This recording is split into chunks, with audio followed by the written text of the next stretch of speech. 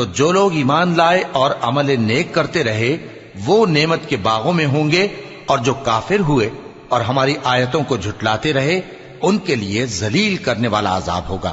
اور جن لوگوں نے اللہ کی راہ میں ہجرت کی پھر مارے گئے یا مر گئے ان کو اللہ اچھی روزی دے گا، اور بے شک اللہ بہترین رزق دینے والا ہے۔ وہ ان کو ایسے مقام میں داخل کرے گا جسے وہ پسند کریں گے، اور اللہ تو جاننے والا ہے، بردبار ہے۔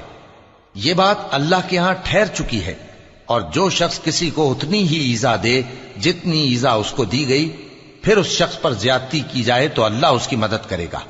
بے شک اللہ معاف کرنے والا ہے، بخشنے والا ہے۔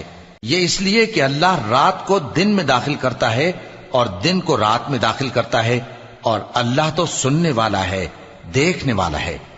یہ اس لیے کہ اللہ ہی برحق ہے، اور جس چیز کو کافر